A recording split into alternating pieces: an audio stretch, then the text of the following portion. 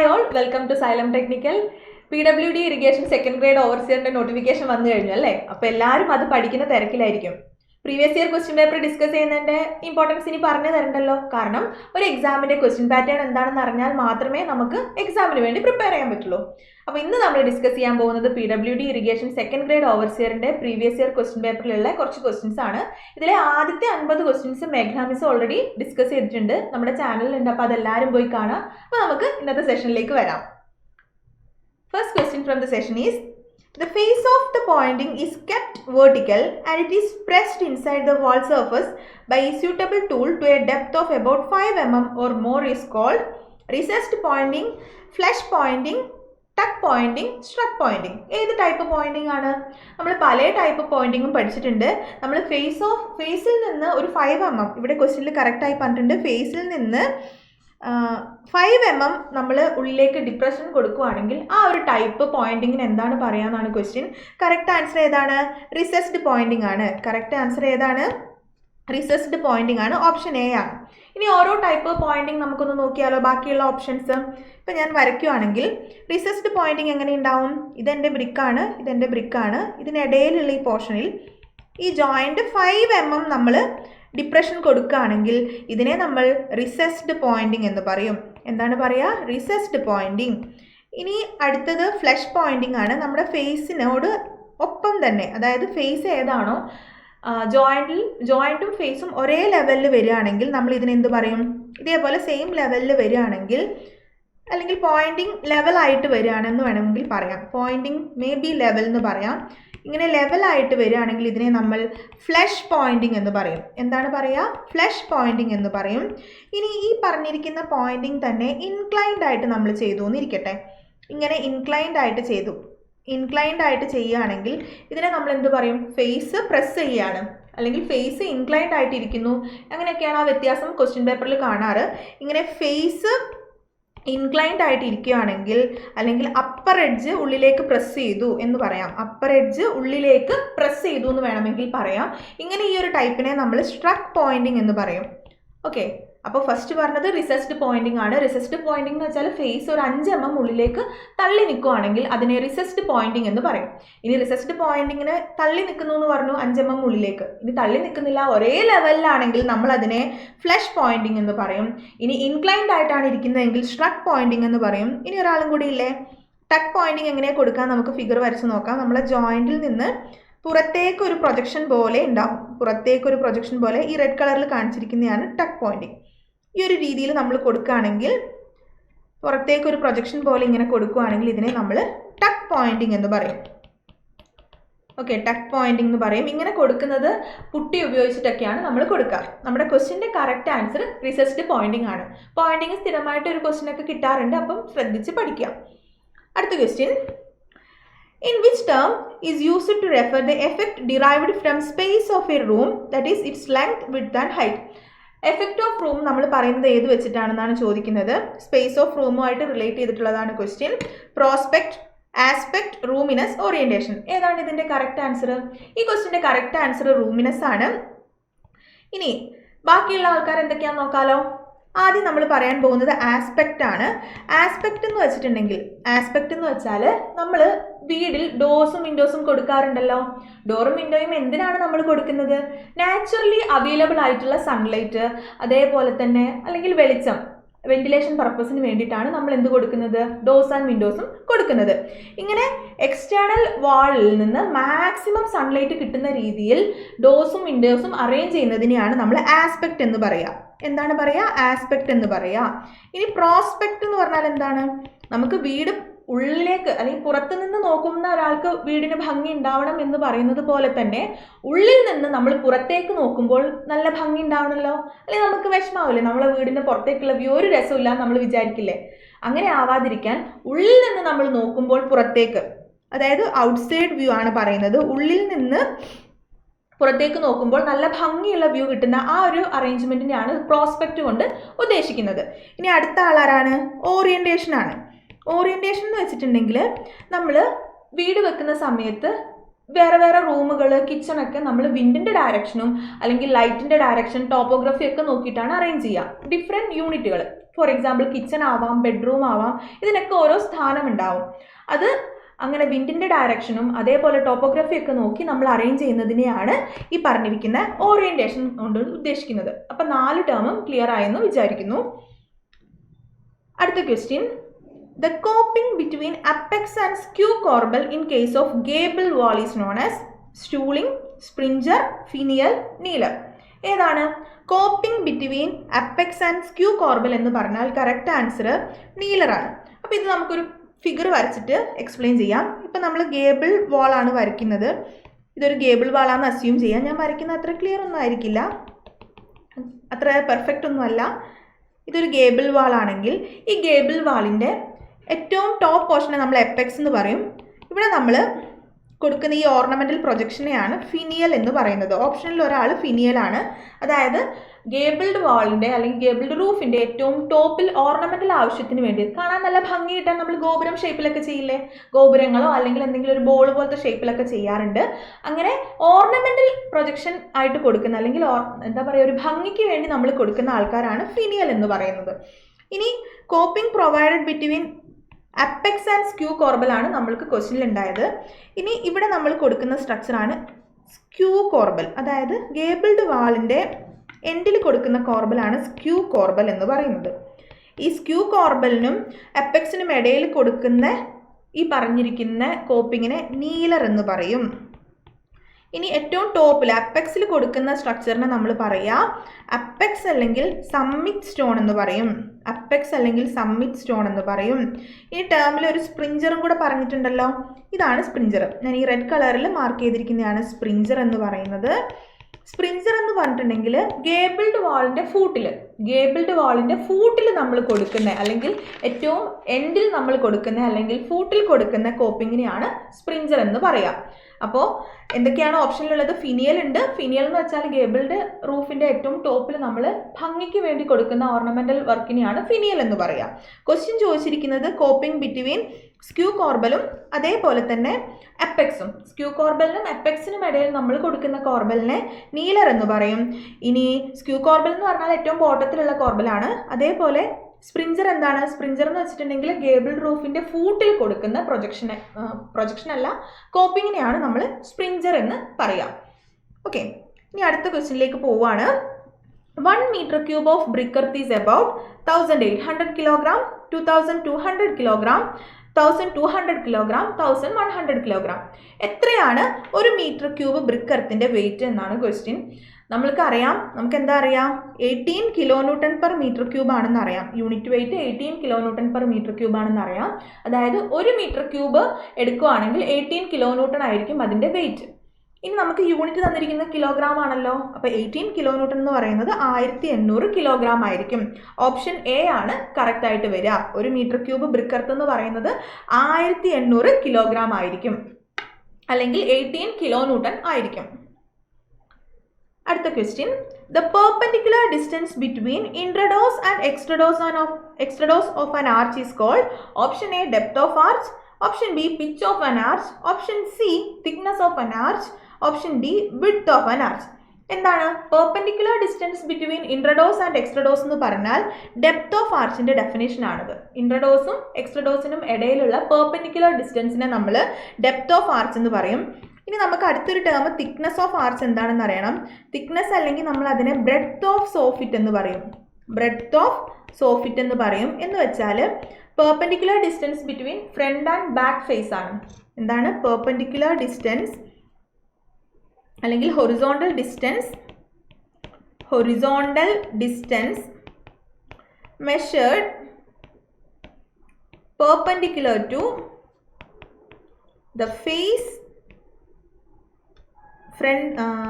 Face എന്ന് പറയണ്ട, front and back face എന്ന് പറയാം. ഫ്രണ്ട് ആൻഡ് ബാക്ക് ഫേസ് എന്ന് പറയാം. ഓക്കെ, അപ്പോൾ ഇതാണ് നമുക്ക് മാറിപ്പോകാനുള്ള സാധ്യത. തിക്നെസ് ആണോ ഡെപ്ത് ആണോ എന്നുള്ളൊരു കൺഫ്യൂഷനാണ് ഈ ക്വസ്റ്റ്യനിൽ വരിക.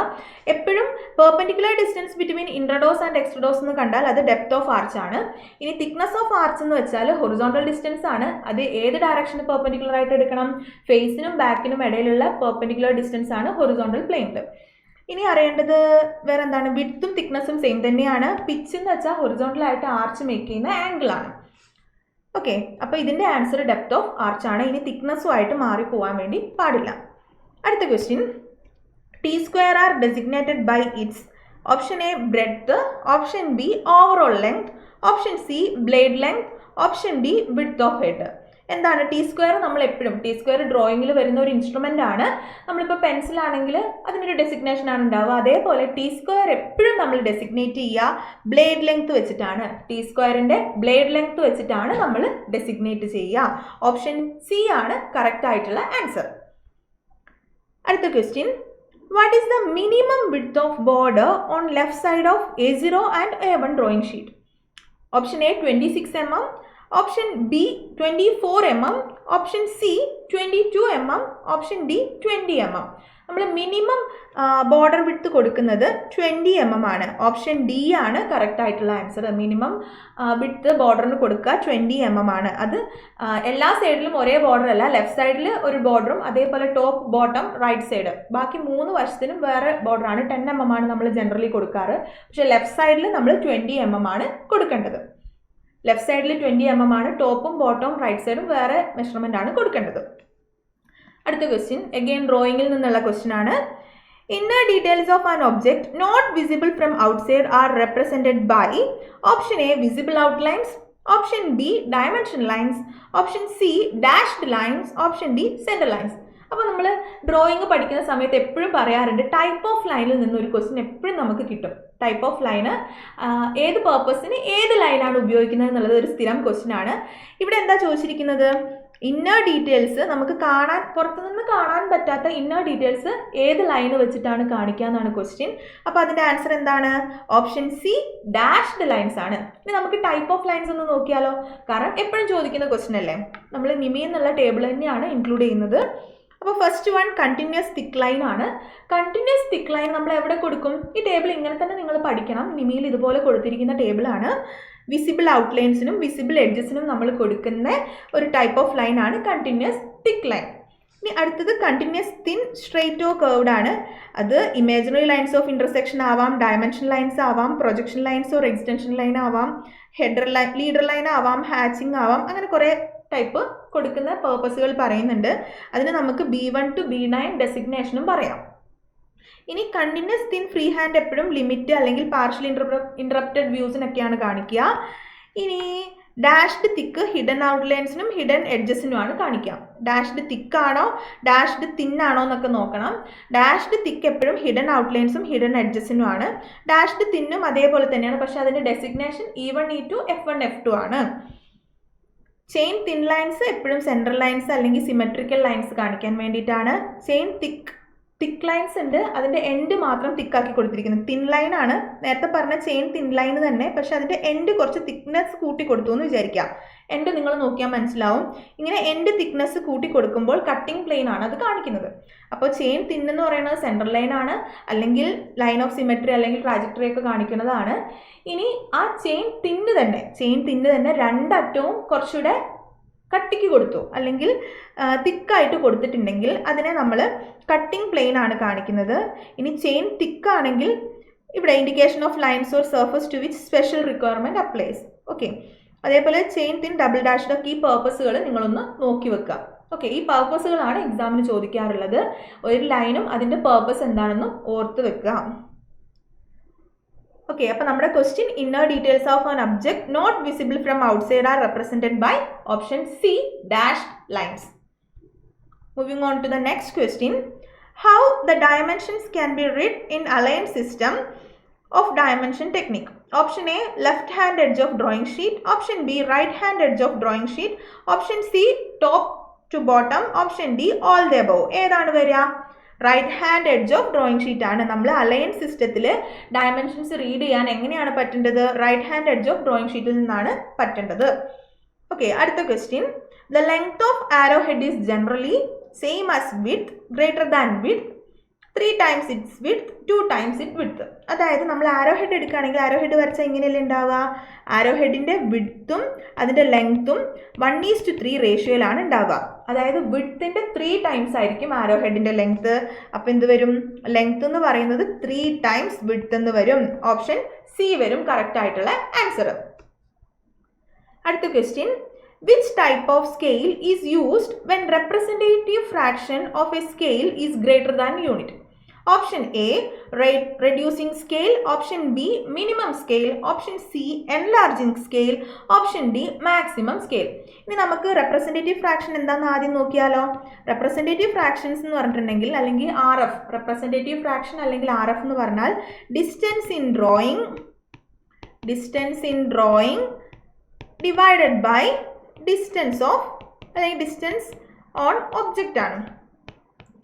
അപ്പോൾ ഈ റെപ്രസെൻറ്റേറ്റീവ് ഫ്രാക്ഷൻ ഇപ്പോൾ ഞാനൊരു എക്സാമ്പിൾ പറയുകയാണെങ്കിൽ ആക്ച്വൽ ലെങ്ത് ഒരു എക്സാമ്പിളാണ്. Actual 10 mm represents 50 mm length in drawing എന്ന് പറഞ്ഞു എന്ന് വിചാരിക്കാം. അതായത് ആക്ച്വലി 10 mm ഉള്ളൂ, പക്ഷേ നമ്മൾ ഡ്രോയിങ്ങിൽ 50 mm കാണിക്കുകയാണെങ്കിൽ ഇതിൻ്റെ റെപ്രസെൻറ്റേറ്റീവ് ഫ്രാക്ഷൻ എന്ന് വെച്ചാൽ 5/1 ആയിരിക്കുമല്ലോ. അതായത് ഡിസ്റ്റൻസ് ഇൻ ഡ്രോയിങ് എന്ന് പറയുന്നത് 50 ആണ്. 50/10 എന്ന് വരും, അല്ലെങ്കിൽ 5/1 എന്ന് വരും. അല്ലെങ്കിൽ നമ്മൾ സ്കെയിലായിട്ട് പറയുകയാണെങ്കിൽ 5:1 എന്ന് നമുക്ക് പറയാം. ഇതിനെയാണ് നമ്മൾ എന്ത് പറയുന്നത്? എൻലാർജിങ് സ്കെയിൽ എന്ന് പറയുന്നത്. എൻലാർജിങ് സ്കെയിലാണ് ഇപ്പം ഞാൻ പറഞ്ഞത്. അതായത് ആക്ച്വൽ ലെങ്ത് 10 mm ഉള്ളൂ, അത് ഡ്രോയിങ്ങിൽ 50 mm ആയിട്ട് കാണിക്കുന്നു, അതിന് എൻലാർജിങ് സ്കെയിൽ എന്ന് പറയും. അങ്ങനെ ചെയ്യുന്ന സമയത്ത് റെപ്രസെൻറ്റേറ്റീവ് ഫ്രാക്ഷൻ 50/10 അല്ലെങ്കിൽ 5/1 അല്ലെങ്കിൽ 5:1 സ്കെയിൽ എന്ന് നമുക്ക് പറയാം. ഇതാണ് enlarging scale.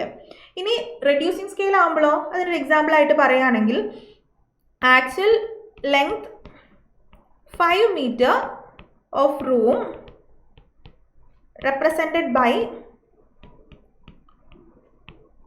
25 mm length on drawing. അങ്ങനെ പറഞ്ഞാലോ നമ്മൾ റെഡ്യൂസിങ് സ്കെയിലായിട്ട് മാറി. അതായത് ആക്ച്വൽ ഉള്ളതിനേക്കാളും ഡ്രോയിങ്ങിൽ വളരെ കുറച്ചാണ് കാണിച്ചിരിക്കുന്നത്. ആക്ച്വലി 5 mm ഉണ്ട്, പക്ഷേ ഡ്രോയിങ്ങിൽ 25 mm കാണിച്ചിരിക്കുന്നു. അങ്ങനെയാണെങ്കിൽ അതിൻ്റെ റെപ്രസെൻറ്റേറ്റീവ് ഫ്രാക്ഷൻ 1/200 എന്ന് വരും. നിങ്ങൾ ചെയ്ത് നോക്കുമ്പോൾ 5 മീറ്റേഴ്സിനെ രണ്ടും ഒരേ യൂണിറ്റിൽ വേണം കൊടുക്കാൻ, അപ്പോൾ 1/200 എന്ന് വരും.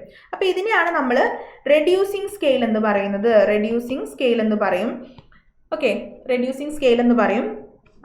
ഇനി നോക്കേണ്ടത് നമ്മുടെ ക്വസ്റ്റ്യൻ എന്താണ്? Which type of scale is used when representative fraction of scale is greater than unit.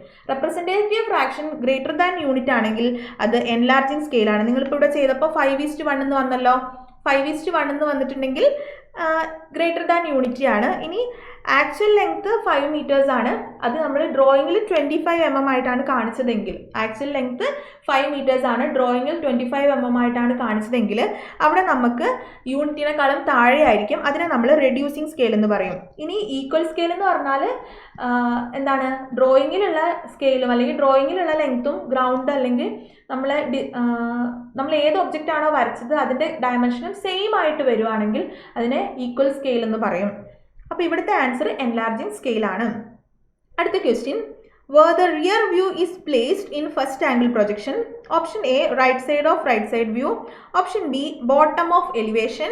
Option C, left side of right side view. Option D, top of elevation. ഇനി ഇതിൻ്റെ correct answer left side of right side view എന്നാണ് PSC തന്നിട്ടുള്ളത്. ഇനി ഇതിൻ്റെ ആൻസറിൽ ചെറിയൊരു ക്ലാരിറ്റിക്ക് വേണ്ടി നമുക്കൊരു ടേബിളും കൂടെ പഠിക്കാം. PSC തന്ന ആൻസർ തന്നെ നിങ്ങൾ പഠിക്കുക. ഓക്കെ, ഫസ്റ്റ് ആംഗിൾ പ്രൊജക്ഷനിൽ വ്യൂ ഫ്രം എബോവ് നമ്മൾ അണ്ടർനീത്തിലാണ് പ്ലേസ് ചെയ്യുക. അതേപോലെ വ്യൂ ഫ്രം ബിലോ എബോവ് ആയിട്ടാണ് പ്ലേസ് ചെയ്യുക. View from left is placed on right, view from right is placed on left. അതേപോലെ ഇവിടെ പറഞ്ഞിരിക്കുന്നത് the view from rear may be, നമ്മളോട് ക്വസ്റ്റ്യൻ ചോദിച്ചിരിക്കുന്നത് അതാണല്ലോ. ക്വസ്റ്റ്യൻ എന്താണ്? Where the rear view is placed in first angle projection എന്നാണല്ലോ. അപ്പോൾ ഇതാണ് answer. The view from rear may be placed on the left or on the right as may be found convenient. അതായത് നമുക്ക് റൈറ്റിലും വെക്കാം ലെഫ്റ്റിലും വെക്കാം, ഏതാണോ convenient അവിടെയാണ് വെക്കേണ്ടത്. ഓക്കെ, അപ്പോൾ ഇവിടുത്തെ ഓപ്ഷൻ PSC തന്നിരിക്കുന്നത് left side of right side view എന്നാണ്. ലെഫ്റ്റ് സൈഡ് ആവാം അല്ലെങ്കിൽ റൈറ്റ് സൈഡും ആകാം കേട്ടോ.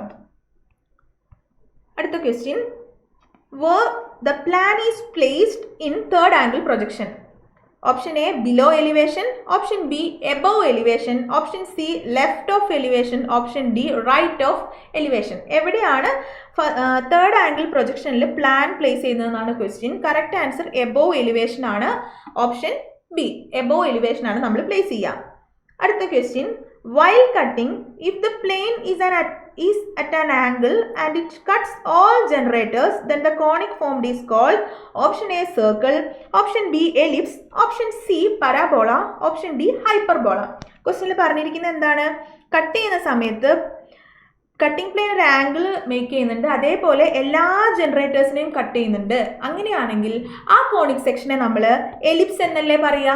ആ ഒരു ടൈപ്പ് കോണിക് സെക്ഷനെ നമ്മൾ എലിപ്സ് എന്ന് പറയും. ഇനി കോണിക് സെക്ഷൻ പരിചയപ്പെടുത്താൻ വേണ്ടി നോക്കുകയാണെങ്കിൽ ഒരാൾ സർക്കിളാണ്. സർക്കിളിൻ്റെ ഡെഫിനിഷൻ എങ്ങനെയാ പറയുക? കട്ടിംഗ് പ്ലെയിൻ എന്ന് വെച്ചാൽ ബേസിന് പാരലൽ ആണ്. Cutting plane parallel to base. Cutting plane is parallel to base. Cutting plane is parallel to base of cone എന്ന് പറയാം. ഇനി സർക്കിളിൻ്റെ ഒപ്പം തന്നിരിക്കുന്ന ക്വസ്റ്റ്യൻ എലിപ്സിൻ്റെ ഡെഫിനിഷനാണ്. ഇനി നമുക്ക് പരാബോളയുടെയും ഹൈപ്പർബോളയുടെയും ഡെഫിനിഷൻ നോക്കാം.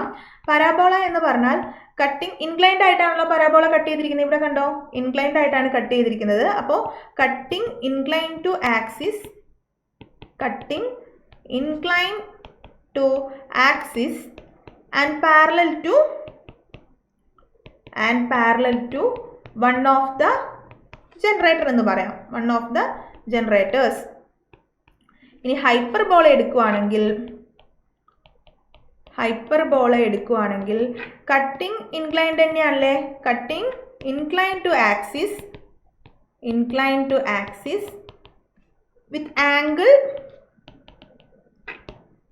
Angle less than semicone angle. Semicone ആംഗിളിനേക്കാളും താഴെയുള്ള ഒരു ആംഗിളാണ് ഉണ്ടാവുക. അപ്പം 4 ഡെഫിനിഷനായി. നമ്മുടെ ക്വസ്റ്റ്യനിൽ ചോദിച്ചിരിക്കുന്നത് എലിപ്സ് ആണ്. ക്വസ്റ്റ്യൻ ഡെഫിനിഷൻ ഓഫ് എലിപ്സ് ആണ്. സർക്കിൾ ആണെങ്കിൽ cutting plane parallel to base of cone ആയിരിക്കും. പരാബോള ആണെങ്കിൽ കട്ടിംഗ് പ്ലെയിൻ പരാബോളയിലും ഹൈപ്പർബോളയിലും ഇൻക്ലൈൻഡ് ആയിട്ടാണ് വരിക. ഹൈപ്പർബോള ആകുമ്പോൾ ആംഗിൾ സെമിക്കോൺ ആംഗിളിനേക്കാളും താഴെ ആയിരിക്കും. പരാബോള ആകുമ്പോൾ parallel to one of the ജനറേറ്ററും കൂടി ആയിരിക്കും. അത് ഓർത്ത് വെക്കുക. അപ്പോൾ നമ്മുടെ ആൻസർ എലിപ്സ് ആണ്. ഇനി അടുത്ത question, which one is not belong to quadrilateral? Option A square, option B rectangle, option C rhombus, option D triangle. ഇതെല്ലാവർക്കും അറിയായിരിക്കും. ട്രയാങ്കിൾ അല്ലേ കറക്റ്റ് ആൻസർ. 4 വശമില്ല ആൾക്കാരാണ് ക്വാഡ്രിലേറ്ററൽസ് എന്ന് പറയുന്നത്. പക്ഷേ ട്രയാങ്കിളിന് 3 വശമേ ഉള്ളൂ. അപ്പോൾ ട്രയാങ്കിൾ ആണ് കറക്റ്റ് ആയിട്ടുള്ള ആൻസർ. അടുത്ത ക്വസ്റ്റ്യൻ, ഇനി കുറച്ച് സർവേ എന്നുള്ള ക്വസ്റ്റ്യൻസ് ആണ്. ഇത്രയും നേരം നമ്മൾ ഡിസ്കസ് ചെയ്തത് ഡ്രോയിങ് എന്നുള്ള ക്വസ്റ്റ്യൻസ് ആയിരുന്നു. അപ്പോൾ സർവേ നമ്മൾ ഓവർസിയർ ലെവൽ എക്സാമിന് പ്രിപ്പയർ ചെയ്യുമ്പോൾ എല്ലാവർക്കും അറിയാം ഏതൊക്കെ സബ്ജക്റ്റാണ് ഏറ്റവും ഇമ്പോർട്ടൻസ് കൊടുത്ത് പഠിക്കേണ്ടത്. ഒന്ന് സർവേ ആണ്, പിന്നെ ബിൽഡിംഗ് മെറ്റീരിയൽ ആൻഡ് കൺസ്ട്രക്ഷൻ ഉണ്ടാവും, പിന്നെ നമുക്ക് ഇമ്പോർട്ടൻ്റ് ആയിട്ട് വേണ്ടത് ഡ്രോയിങ് ഒക്കെയാണ്. അപ്പോൾ ഈ സർവേയും ബിൽഡിംഗ് മെറ്റീരിയൽ ആൻഡ് കൺസ്ട്രക്ഷനും നമ്മൾ നിർബന്ധമായിട്ടും പഠിച്ചിരിക്കണം. അപ്പോൾ സർവേയിൽ നിന്നുള്ള കുറച്ച് ക്വസ്റ്റ്യൻസ് ആണ് ഇനി ഡിസ്കസ് ചെയ്യാൻ പോകുന്നത്. In A chain 2 consecutive links are connected by means of riveted joint, welded joint, 3 rings, 2 rings. എന്താണ് ക്വസ്റ്റ്യൻ ചോദിച്ചിരിക്കുന്നത്? 2 കോൺസിക്യൂട്ടീവ് റിങ്സ് കണക്ട് ചെയ്തിരിക്കുന്നത് എന്ത് വെച്ചിട്ടാണ്? 2 കോൺസിക്യൂട്ടീവ് ലിങ്ക്സ് കണക്ട് ചെയ്തിരിക്കുന്നത് ചെയിനിൽ എന്ത് വെച്ചിട്ടെന്നാണ് ക്വസ്റ്റ്യൻ. റിവറ്റഡും വെൽഡഡ് ജോയിൻ്റ് ഒന്നും അല്ലല്ലോ. കറക്റ്റ് ആൻസർ 3 റിങ്സ് ആണ്. 3 റിങ് വെച്ചിട്ടാണ് ലിങ്കുകളെ കണക്ട് ചെയ്തിരിക്കുന്നത്. ഓപ്ഷൻ സി ആണ് കറക്റ്റ് ആയിട്ടുള്ള ആൻസർ. അടുത്ത question, the length of A line measured with a 20 meter chain is 634.4 meters. The chain is 5 centimeters too long. The true length of line is option A 635.99, option B 636.10, option C 636.20 and option D 634.99. Question ചോദിച്ചിരിക്കുന്നത് എന്താണ്? നമ്മൾ ഒരു chain വെച്ചിട്ട് ഒരു length measure ചെയ്തു. Chain വെച്ചിട്ട് ഒരു length measure ചെയ്ത് കഴിഞ്ഞപ്പോഴാണ് ചെയിൻ കറക്റ്റ് ലെങ്ത് അല്ല, അതിന് ഒരു 5 സെൻറ്റിമീറ്റർ കൂടുതലുണ്ടെന്ന് മനസ്സിലായത്. ഓക്കെ, നമ്മളൊരു 20 meter ചെയിൻ ആണെന്ന് കരുതിയിട്ട് ലെങ്ത് മെഷർ ചെയ്തു. 20 meter ചെയിൻ ആണെന്ന് കരുതി ലെങ്ത് മെഷർ ചെയ്ത് കുറച്ച് കഴിഞ്ഞ് നോക്കിയപ്പോഴാണ് 20 meter അല്ല ചെയിനിൻ്റെ ലെങ്ത്, 20നേക്കാളും ഒരു 5 സെൻറ്റിമീറ്റർ കൂടുതലുണ്ടെന്ന് മനസ്സിലായി. അപ്പോൾ കറക്റ്റ് ആ ലെങ്ത് എത്രയെന്നാണ് ക്വസ്റ്റ്യൻ. ഇത് കണ്ടുപിടിക്കാൻ നമുക്കൊരു ഫോർമുല ഉണ്ടല്ലോ. കറക്റ്റ് ലെങ്ത് അല്ലെങ്കിൽ ട്രൂ ലെങ്ത് എന്ന് വേണമെങ്കിൽ പറയാം, അല്ലെങ്കിൽ ട്രൂ ലെങ്ത് എന്നും പറയും. കറക്റ്റ് ലെങ്ത് അല്ലെങ്കിൽ ട്രൂ ലെങ്ത് എന്ന് പറയുന്നത് equation incorrect length of chain divided by correct length of chain into measured length. ഇതാണല്ലോ നമ്മുടെ ഫോർമുല. ഇതിൽ ഇൻകറക്റ്റ് ലെങ്ത് ഓഫ് ചെയിൻ എങ്ങനെ കിട്ടും? ന്യൂമറേറ്ററിൽ ഇൻകറക്റ്റ് ലെങ്ത് തന്നെയാണ്. അതായത് ഇൻകറക്റ്റ് കൊണ്ട് ഉദ്ദേശിക്കുന്നത് അതിൻ്റെ നമ്മൾ 20 മീറ്റർ ചെയിനിൽ എത്ര കൂടുതലുണ്ട് അല്ലെങ്കിൽ എത്ര കുറഞ്ഞു പോയി. 20 മീറ്റർ നമ്മൾ മാനുഫാക്ചർ ചെയ്ത് മെഷർ ചെയ്യുന്ന സമയത്ത് ചെയിൻ 20 മീറ്റർ തന്നെ നീളം വേണം. പക്ഷെ അതിനൊരു എറർ വന്നിട്ടുണ്ടെങ്കിൽ ആ ലെങ്ത് ആണ് ന്യൂമറേറ്ററിൽ കൊടുക്കേണ്ടത്. അപ്പോൾ എത്രയാണ്? 20 മീറ്റർ ചെയിനിന് ഒരു 5 സെൻറ്റിമീറ്റേഴ്സ് അധികമുണ്ട്. അതായത് 20.05 മീറ്റേഴ്സ് ആയിരിക്കും ഈ പറഞ്ഞിരിക്കുന്ന ഇൻകറക്റ്റ് ലെങ്ത്. അത് സബ്സ്റ്റിറ്റ്യൂട്ട് ചെയ്യുക. 20.05 ഡിവൈഡഡ് ബൈ കറക്റ്റ് ലെങ്ത് എത്രയാണ്? 20 മീറ്റേഴ്സ് അല്ലേ വരേണ്ടത്. കറക്റ്റ് ഒരു ചെയിനിൻ്റെ ലെങ്ത് 20 മീറ്റേഴ്സ് ആണ്. ഇൻറ്റു മെഷേർഡ് ലെങ്ത് എന്ന് പറയുന്നത് 634.4 മീറ്റേഴ്സ് ആണ്. ഇത് നമ്മൾ കാൽക്കുലേറ്റ് ചെയ്യുമ്പോൾ ആൻസർ 635.99 മീറ്റേഴ്സ് കിട്ടും. അതായത് ഓപ്ഷൻ എ ആണ് കറക്റ്റ് ആൻസർ, 635.99. അപ്പോൾ എന്താണ് ചെയ്യേണ്ടത്? ന്യൂമറേറ്ററിൽ എത്രയാണ് ഇൻകറക്റ്റ് ആയിട്ട് വന്ന chain length divided by correct എത്രയാണ് ചെയിനിൻ്റെ ലെങ്ത് ഇൻറ്റു മെഷേർഡ് ഡിസ്റ്റൻസ് ചെയ്യുക. ഇനി ഇവിടെ ലെങ്ത് കൂടുതലായതുകൊണ്ടാണ് നമ്മൾ ആഡ് ചെയ്തത്. ഇനി 5 സെൻറ്റിമീറ്റർ ഷോർട്ട് എന്ന് പറയുകയാണെങ്കിൽ, ടു ലോങ് എന്ന് പറഞ്ഞാൽ കൂടി എന്നാണ്. 5 സെൻറ്റിമീറ്റർ ഷോർട്ട് എന്ന് പറഞ്ഞാൽ 20ൽ നിന്ന് ആ 5 സെൻറ്റിമീറ്റർ കുറച്ചിട്ട് വേണം നമ്മൾ ന്യൂമറേറ്ററിൽ കൊടുക്കാൻ. അപ്പോൾ ഷോർട്ട് ആയിട്ടുണ്ടോ ലോങ് ആയിട്ടുണ്ടോ എന്ന് ചെക്ക് ചെയ്യണം. ഓക്കെ, അടുത്ത question. In prismatic compass, 90 degrees marked on the graduated ring H. Option A, north end. Option B, south end. Option C, east end. Option D, west end.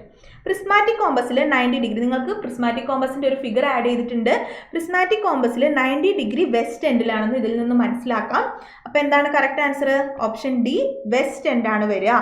ഇനി ഇതിൽ അറിഞ്ഞിരിക്കേണ്ടത് prismatic കോമ്പസിൽ south എൻഡിൽ 0 ആണ്, north എൻഡിൽ 180 ആണ്, east എൻഡിൽ 270 ആണ്. അതൊന്ന് ഓർത്ത് വെക്കുക. ഇതിൽ സൗത്ത് എൻഡിൽ 0 ആണെന്നുള്ളത് ക്വസ്റ്റ്യൻ റിപ്പീറ്റഡ് ആയിട്ട് കാണാറുണ്ട്. അപ്പോൾ ഈ സെറ്റും വളരെ ഇമ്പോർട്ടൻ്റ് ആയിട്ടുള്ള ഒരു ക്വസ്റ്റ്യൻ ആണ്. 0 എവിടെയാണ്, 90 ഡിഗ്രി എവിടെയാണെന്നൊക്കെ റിപ്പീറ്റഡ് ആയിട്ട് ചോദിക്കാറുണ്ട്. ഓക്കെ, അടുത്ത question. The direction of true meridian through a point can be established by astronomical observation, theodolite, magnetic compass, box sextant. എന്താണ് ട്രൂ മെറിഡിയൻ്റെ ഡയറക്ഷൻ നമ്മൾ ഫിക്സ് ചെയ്യുന്നത് എങ്ങനെയെന്നാണ് ചോദിച്ചിട്ടുള്ളത്. നമ്മൾ ട്രൂ മെറിഡിയൻ്റെ ഡയറക്ഷൻ എപ്പോഴും ഫിക്സ് ചെയ്യുക ആസ്ട്രോണമിക്കൽ ഒബ്സർവേഷൻ വഴിയാണ്. ഓപ്ഷൻ എ ആണ് കറക്റ്റ് ആയിട്ടുള്ള ആൻസർ. ആസ്ട്രോണമിക്കൽ ഒബ്സർവേഷൻ ആണ് ഇതിന് ഹെൽപ്പ് ചെയ്യുന്നത്. അടുത്ത question. Find the angle between line OA and OB if their respective bearings are 126 degree 0 minute and 300 degree 15 minute. നമുക്ക് എന്താണ് കണ്ടുപിടിക്കേണ്ടത്? ഇൻക്ലൂഡഡ് ആംഗിൾ ആണ് കണ്ടുപിടിക്കേണ്ടത്. ബിയറിംഗ് തന്നിട്ടുണ്ട്. OA എന്ന് പറയുന്നതിൻ്റെ bearing 126 degree 0 minute, OB 300 degree 15 minutes. അങ്ങനെയാണെങ്കിൽ ആംഗിൾ എന്ന് പറയുന്നത്, അല്ലെങ്കിൽ angle between OA and OB എന്ന് പറയുന്നത്, OAയും OBയും തമ്മിലുള്ള ആംഗിൾ എന്ന് പറയുന്നത് ഈ തന്നിരിക്കുന്ന ബിയറിങ്ങിൻ്റെ ഡിഫറൻസ് എടുത്താൽ മതിയാവും. അതായത് 300 degree 15 minutes minus 126 degree 0 minute. ഇത് ചെയ്യുമ്പോൾ നിങ്ങൾക്ക് 174 ഡിഗ്രി 15 മിനിറ്റ്സ് എന്ന് കിട്ടും. 174 ഡിഗ്രി 15 മിനിറ്റ്സ് എന്ന് കിട്ടും. ഓപ്ഷൻ എ ആണ് കറക്റ്റ് ആൻസർ. നമ്മൾ ഡയറക്റ്റ് ഡിഫറൻസ് എടുത്താൽ മതി. പക്ഷെ അവിടെ ശ്രദ്ധിക്കേണ്ടത് OA OB, അതായത് ഒരേ പോയിന്റിൽ നിന്ന് തന്നെയാണ് സ്റ്റാർട്ട് ചെയ്യുന്നത് നോക്കാം. അടുത്ത question. The much suitable plane table surveying on hilly country where it is difficult to measure the horizontal distance is option A, radiation, option B, intersection, option C, traversing, option D, resection. Plain table survey on hilly country ആണ്. ഇപ്പോൾ അടുത്ത് നടന്ന question പേപ്പറിലും ഇതേ question ഉണ്ടായിരുന്നു. Hilly country അല്ലെങ്കിൽ plain ടേബിളിൻ്റെ methods ഏതാണ് ഏറ്റവും സ്യൂട്ടബിൾ എന്നുള്ള രീതിയിൽ ക്വസ്റ്റ്യൻസ് ഉണ്ടായിരുന്നു. ഇവിടെ ഹില്ലി കൺട്രിയിലാണെങ്കിൽ ഹൊറിസോണ്ടൽ ഡിസ്റ്റൻസ് മെഷർ ചെയ്യാൻ ബുദ്ധിമുട്ടുള്ള ഹില്ലി ഏരിയാസിലാണെങ്കിൽ നമ്മൾ പ്രിഫർ ചെയ്യുക ഇൻ്റർസെക്ഷൻ മെത്തേഡാണ്. ഓപ്ഷൻ ബി ആണ്. ഇതും റിപ്പീറ്റഡ് ആയിട്ട് കാണാറുണ്ട്. ഇതും ഒന്ന് നോട്ട് ചെയ്ത് വെച്ച് പഠിക്കുക കേട്ടോ. ഓക്കെ, അടുത്ത ക്വസ്റ്റ്യൻ പ്ലെയിൻ ടേബിളിൽ നിന്നുള്ള ക്വസ്റ്റ്യൻ തന്നെയാണ്. In plane tabling the straight lines, angles and triangles are constructed by protractor, divider, graphical method, planimeter. നമ്മൾ പ്ലെയിൻ ടേബിൾ എന്ന് പറയുന്ന ഒരു ഗ്രാഫിക്കൽ മെത്തേഡ് എന്ന് പറഞ്ഞിട്ട് തന്നെയാണ് ക്ലാസ് എടുക്കാറല്ലേ. പ്ലെയിൻ ടേബിൾ എന്ന് പറയുന്ന ഒരു ഗ്രാഫിക്കൽ മെത്തേഡ് പോലെയാണ്. അതായത് സൈറ്റിൽ പോയിട്ട് നമ്മൾ നേരിട്ട് ഒബ്സർവ് ചെയ്ത് നമ്മൾ വരച്ച് ഷീറ്റാക്കി കൊണ്ടുവരികയാണ് ചെയ്യുക. അപ്പോൾ ഇവിടെ നമുക്ക് സ്ട്രെയിറ്റ് ലൈൻസും ആംഗിൾസും ഒക്കെ കൺസ്ട്രക്ട് ചെയ്യുന്നത് ഗ്രാഫിക്കൽ മെത്തേഡിലാണ്. ഗ്രാഫിക്കൽ മെത്തേഡാണ് കറക്റ്റ് ആയിട്ടുള്ള ആൻസർ. ഇനി പ്ലെയിൻ ടേബിളിൻ്റെ വേറൊരു പ്രത്യേകത എന്താണ്? പ്ലെയിൻ ടേബിളിൽ നമുക്ക് പ്ലോട്ടിങ്ങും കാൽക്കുലേഷനും ഒക്കെ സൈറ്റിൽ നിന്ന് തന്നെ കഴിയും. നമുക്ക് ഓഫീസ് വർക്ക് വളരെ കുറവായിരിക്കും. അടുത്ത ക്വസ്റ്റ്യൻ ഡംബി ലെവൽ എന്നുള്ള ഒരു ക്വസ്റ്റ്യൻ ആണ്. The number of fundamental lines for dumpy level is 2, 3, 4, 5. എത്രയാണ് ഡംബി ലെവലിൽ ഫണ്ടമെന്റൽ ലൈൻസ്? ഓപ്ഷൻ ഏത് വരും? 4 ഫണ്ടമെന്റൽ ലൈൻസ് ആണ് ഡംബി ലെവലിലുള്ളത്. ഓപ്ഷൻ സി ആണ് കറക്റ്റ് ആയിട്ടുള്ള ആൻസർ. ഏതൊക്കെയാണ് ആ ലൈൻസ്? ലൈൻ ഓഫ് സൈറ്റ് അല്ലെങ്കിൽ ലൈൻ ഓഫ് കോളിമേഷൻ ഉണ്ട്. Line of sight, line of collimation ഉണ്ട്. അതേപോലെ ആക്സിസ് ഓഫ് ടെലസ്കോപ്പ് ഉണ്ട്. ആക്സിസ് ഓഫ് ടെലസ്കോപ്പ് ഉണ്ട്. പിന്നെ ആരാ ഉള്ളത്? ആക്സിസ് ഓഫ് ബബിൾ ട്യൂബ് ഉണ്ട്. ആക്സിസ് ഓഫ് ബബിൾ ട്യൂബ് ഉണ്ട്. പിന്നെ ആരുണ്ട്? വേർട്ടിക്കൽ ആക്സിസ് ഉണ്ട്. 4 ആക്സിസ് ഉണ്ട്, അല്ലെങ്കിൽ 4 ഫണ്ടമെന്റൽ ലൈൻസ് ഉണ്ട്. അടുത്ത ക്വസ്റ്റ്യൻ ഒരു പ്രോബ്ലം ആണ്. നിങ്ങൾക്ക് എക്സാമിന് പ്രിപ്പയർ ചെയ്യുന്ന ആൾക്കാർക്കൊക്കെ അറിയാം, ലെവലിംഗിൽ നിന്നുള്ള നമ്മളെ ബാക്ക് സൈറ്റും ഫോർ സൈറ്റ് ഒക്കെ വെച്ചിട്ടുള്ള പ്രോബ്ലംസ് സ്ഥിരമായിട്ട് എക്സാമിന് ചോദിക്കാറുണ്ട്. നമുക്ക് പെട്ടെന്ന് ആൻസർ കിട്ടും, ആ ലോജിക്ക് ഒന്ന് മനസ്സിലായാൽ മതി. സ്ഥിരമായിട്ടുണ്ടാകുന്ന ക്വസ്റ്റ്യൻ ആണ്. അപ്പോൾ അതിൽ നിന്നുള്ളൊരു ക്വസ്റ്റ്യൻ ആണ്. The backside reading on benchmark of radius level 500 meters is 2.685 meters. If foresight reading on a point is 1.345 meters, the radius level of point is option A 501.340, option B 501.43 meters, option C 501.435 meters and option D 504.030 meters. അപ്പോൾ എന്താണ് question? നമ്മൾ levelling ചെയ്യാണ്. ഇത് നമ്മൾ levelling ചെയ്യുന്ന സ്ഥലമാണ്. നമ്മൾ instrument ഇവിടെ വെച്ചു. നമുക്ക് ആദ്യം എന്ത് ചെയ്യും? ബെഞ്ച് മാർക്കിലേക്കുള്ള റീഡിംഗ് എടുക്കും. റെഡ്യൂസ് ലെവൽ അറിയുന്ന പോയിന്റിനെയാണ് നമ്മൾ ബെഞ്ച് മാർക്ക് എന്ന് പറയുക. റെഡ്യൂസ് ലെവൽ 500 മീറ്റേഴ്സ് ആയിട്ടുള്ള ബെഞ്ച് മാർക്കിലേക്ക് നമ്മൾ റീഡിംഗ് എടുത്തപ്പോൾ 2.685 എന്ന് വന്നു. പിന്നെ നമ്മൾ എന്ത് ചെയ്തു? വേറൊരു പോയിന്റിൽ സ്റ്റാഫ് വെച്ചു. അവിടേക്കുള്ള റീഡിംഗ് എടുത്തപ്പോൾ 1.345 മീറ്റേഴ്സ് എന്ന് വന്നു.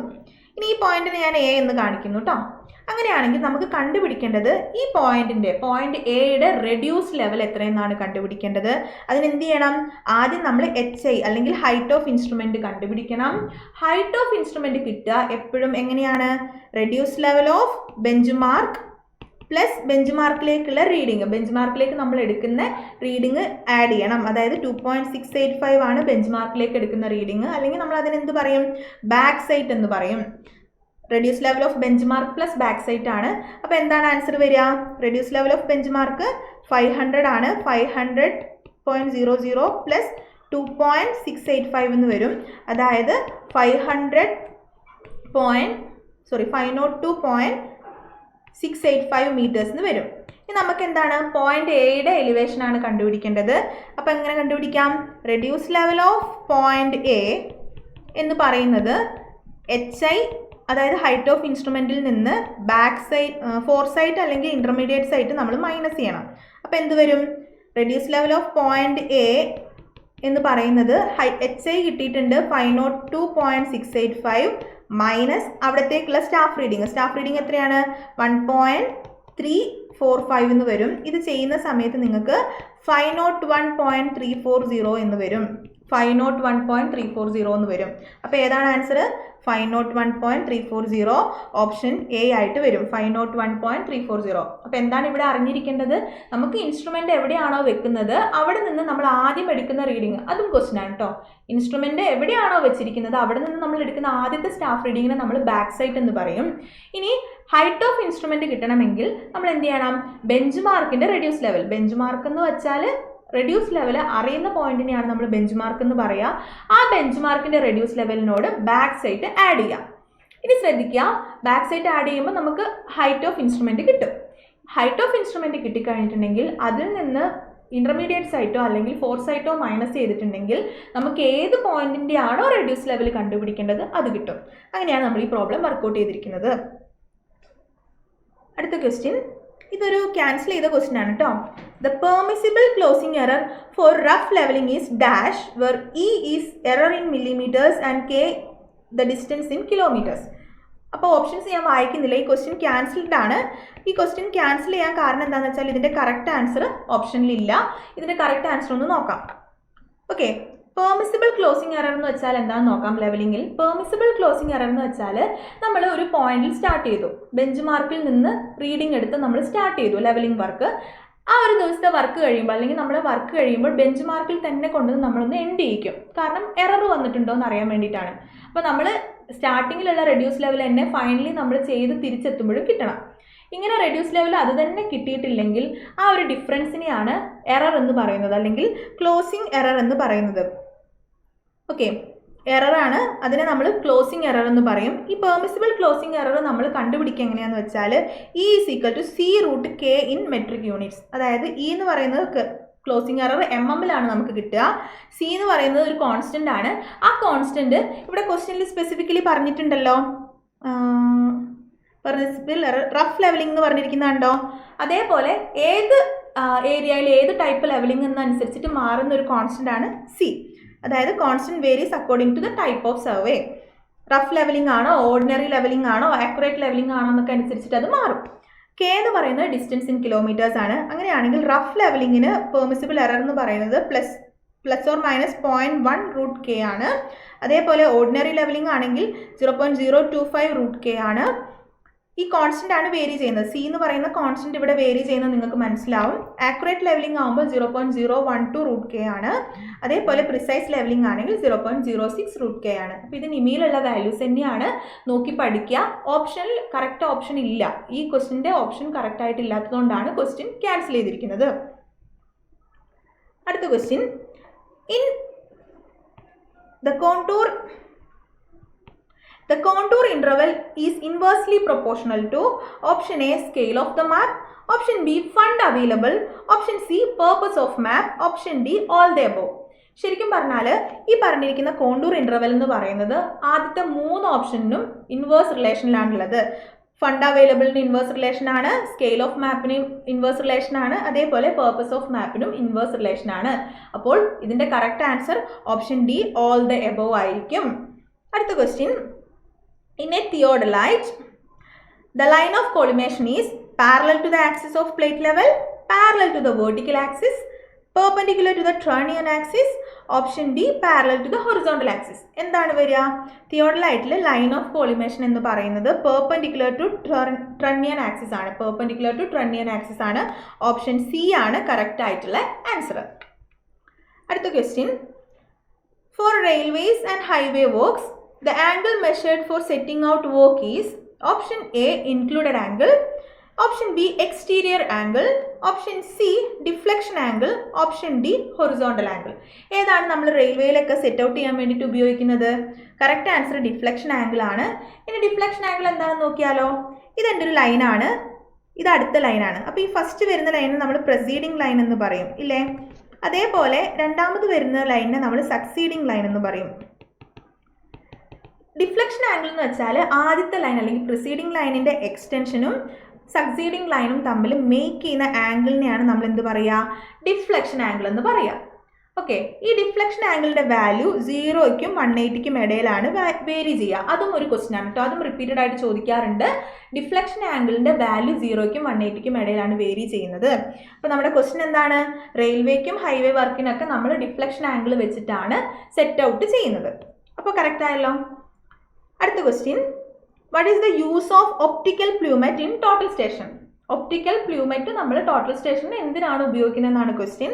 Option A focusing, option B orientation, option C precise levelling, option D precise centring. എന്തിനാണ് നമ്മൾ കൊടുക്കുന്നത് ഒപ്റ്റിക്കൽ പ്ലൂമറ്റ്? ടോട്ടൽ സ്റ്റേഷനിൽ ഒപ്റ്റിക്കൽ പ്ലൂമറ്റ് എപ്പോഴും നമ്മൾ കൊടുക്കുന്നത് സെൻറ്ററിങ് പർപ്പസിനാണ്. പ്രിസൈസ് ആയിട്ടുള്ള സെൻറ്ററിങ് നടക്കാൻ വേണ്ടിയിട്ടാണ് ഒപ്റ്റിക്കൽ പ്ലൂമറ്റ് കൊടുക്കുന്നത്. അപ്പോൾ ഓപ്ഷൻ ഡി ആണ് കറക്റ്റ് ആയിട്ടുള്ള ആൻസർ. അടുത്ത ക്വസ്റ്റ്യൻ, മോഡേൺ ഇൻസ്ട്രുമെൻ്റ് എന്നുള്ളൊരു ക്വസ്റ്റ്യൻ ആണ്. Who develop the GPS? GPS ആരാണ് ഡെവലപ്പ് ചെയ്തത്? Option A USA, option B India, option C Russia, option D Italy. ഇതെല്ലാവർക്കും അറിയാം, USA ആണ് GPS ഡെവലപ്പ് ചെയ്തിരിക്കുന്നത്. ഓപ്ഷൻ എ ആണ് കറക്റ്റ് ആയിട്ടുള്ള ആൻസർ. ഇനി കുറച്ച് ഓട്ടോക്യാഡിൽ നിന്നുള്ള ക്വസ്റ്റ്യൻസ് ആണ്. AutoCAD is A drafting software, hardware, input device, antivirus software. ഇതെല്ലാവർക്കും അറിയാലോ. ഓട്ടോക്യാഡ് എല്ലാവരും നമ്മൾ വരയ്ക്കുന്നതാണ്. അപ്പോൾ ഓട്ടോക്യാഡ് എന്ന് വെച്ചാൽ ഒരു ഡ്രാഫ്റ്റിംഗ് സോഫ്റ്റ്വെയർ ആണ്. ബാക്കിയുള്ളതൊക്കെ ഈസി ആയിട്ട് എലിമിനേറ്റ് ചെയ്തൂടെ? നമുക്ക് വരയ്ക്കാനുള്ള ഒരു സോഫ്റ്റ്വെയർ ആണ് ഓട്ടോക്യാഡ്. അപ്പോൾ ഡ്രാഫ്റ്റിംഗ് സോഫ്റ്റ്വെയർ ആണ് ഓട്ടോക്യാഡ്. ഓപ്ഷൻ എ ആണ് വരിക. അടുത്ത question, which mode is allowed the user to draw 90 degree straight line? Okay, 90 degree straight line വരയ്ക്കാൻ വേണ്ടി ഓട്ടോക്യാഡിൽ നമുക്ക് ആരാണ് ഹെൽപ്പ് ചെയ്യുന്നത്? ഓസ്നാപ്പ് ആണോ, ഓർത്തോ ആണോ, ലീനിയർ ആണോ, പോളർ ആണോ? കറക്റ്റ് ആൻസർ ഏതാണ്? ഓർത്തോ അല്ലേ? ഓപ്ഷൻ ബി ഓർത്തോ ആണ് കറക്റ്റ് ആയിട്ടുള്ള answer. 90 degree straight lines make ചെയ്യാൻ ഹെൽപ്പ് ചെയ്യുന്നത് ഓർത്തോ എന്ന് പറയുന്ന ആളാണ്. അടുത്ത question, which of the following file extensions can not open in AutoCAD? Option A DWG, option B DXF, option C DOT and option D DWS. ഏതാണ് ഓട്ടോക്യാഡിൽ open ആവാത്തത്? Dot file അല്ലേ? DOT ഫയലാണ് ഓപ്പൺ ആവാതിരിക്കുക. ഓപ്ഷൻ സി ആണ് correct ആയിട്ടുള്ള answer. ഇനി ഇത് മാത്രമല്ല കേട്ടോ, ഓട്ടോക്യാഡിൻ്റെ എക്സ്റ്റൻഷൻ ഒക്കെ ക്വസ്റ്റ്യനിൽ ചോദിക്കാറുണ്ട്. അടുത്ത ക്വസ്റ്റ്യൻ ഓർത്തോ വെച്ചിട്ടുണ്ടെന്നുള്ള അടുത്ത ക്വസ്റ്റ്യൻ ആണ്. ഓർത്തോ വെച്ചിട്ട് രണ്ടാമത്തെ ക്വസ്റ്റ്യൻ ആണ് ഈ ഒരു ക്വസ്റ്റ്യൻ പേപ്പർ സെറ്റിൽ. Which short key does the work of ortho? Option A F6, option B F7, option C F8 and option D F9. ഓർത്തോയുടെ ഷോർട്ട് കീ എന്ന് പറയുന്നത് F8 ആണ്. ഓപ്ഷൻ സി ആണ്, F8 ആണ് ഓർത്തോയുടെ ഷോർട്ട് കീ. അപ്പോൾ short cut കീസും പഠിച്ചു വെക്കുക. അടുത്ത ക്വസ്റ്റ്യൻ, സാധാരണ ഓട്ടോക്യാഡിൽ നിന്ന് കമാൻഡ്സും ഷോർട്ട് കീസും ആണ് ഏറ്റവും കൂടുതലായിട്ട് ചോദിക്കാറുള്ളത്. അപ്പോൾ നിങ്ങൾ എന്ത് പഠിച്ചിട്ടില്ലെങ്കിലും short keys F1 to F9 എന്തൊക്കെയാണ് ഷോർട്ട് കീസ് എന്ന് പഠിക്കുക. അതേപോലെ ഓരോ കമാൻഡും എന്തിനു വേണ്ടി ഉപയോഗിക്കുന്നതെന്നും പഠിച്ചു വെക്കുക. അടുത്ത question, dash command allows to shrink or enlarge the already existing drawing about a base point? Option A scale, option B stretch, option C mirror, option D explode. അതായത് ഓൾറെഡി എക്സിസ്റ്റിംഗ് ആയിട്ടുള്ള ഒരു ഡ്രോയിങ്ങിന് ഒരു പോയിന്റിന് എബൌട്ട് ആയിട്ട് നമുക്ക് enlarge ചെയ്യാം, അല്ലെങ്കിൽ ചെറുതാക്കാം. വലുതാക്കാനും ചെറുതാക്കാനും പറ്റും. അതിന് ഹെൽപ്പ് ചെയ്യുന്നത് സ്കെയിൽ എന്ന് പറയുന്ന കമാൻഡാണ്. സ്കെയിൽ എന്ന് പറയുന്ന കമാൻഡാണ് അതിന് ഹെൽപ്പ് ചെയ്യുന്നത്. ഓപ്ഷൻ എ ആണ് കറക്റ്റ് ആയിട്ടുള്ള ആൻസർ. അടുത്ത question, the drawing area can be defined by using dash command. Option A layer, option B limit, option C dimension, option D hatch. അപ്പോൾ എന്താണ് ഇതിൻ്റെ ആൻസർ? നമ്മൾ ഡ്രോയിങ് ഏരിയ എങ്ങനെയാണ് define ചെയ്യുക? നമ്മളൊരു ഓട്ടോക്യാഡ് തുറന്ന പാടെ നമ്മൾ ആദ്യം ലിമിറ്റാണ് സെറ്റ് ചെയ്യുക. അതായത് നമ്മൾ എത്ര ഏരിയയിൽ ഡ്രോയിങ് ചെയ്യുന്നു എന്നുള്ളതിൻ്റെ ലിമിറ്റാണ് സെറ്റ് ചെയ്യുക. അപ്പോൾ ഡ്രോയിങ് ഏരിയ സ്പെസിഫൈ ചെയ്യുന്നത് ഏത് വെച്ചിട്ടാണ്? ലിമിറ്റ് വെച്ചിട്ടാണ്. ഓപ്ഷൻ ബി ആണ്, ലിമിറ്റ് ആണ്. ഓക്കെ, അടുത്ത question, the short key for copy is? കോപ്പിയുടെ ഷോർട്ട് കീ ഏതാണ്? കൺട്രോൾ സി ആണോ? ഓപ്ഷൻ ബി കൺട്രോൾ ഇസഡ് ആണോ? ഓപ്ഷൻ സി കൺട്രോൾ വി ആണോ? ഓപ്ഷൻ ഡി കൺട്രോൾ ഡി ആണോ? ഏതാണ്?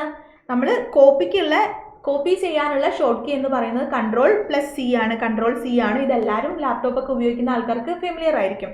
കൺട്രോൾ സി ആണ് കോപ്പി. അതായത് ഓപ്ഷൻ എ ആണ് വരിക. ഓക്കെ, അടുത്ത question, the printing characteristic DPI stands for?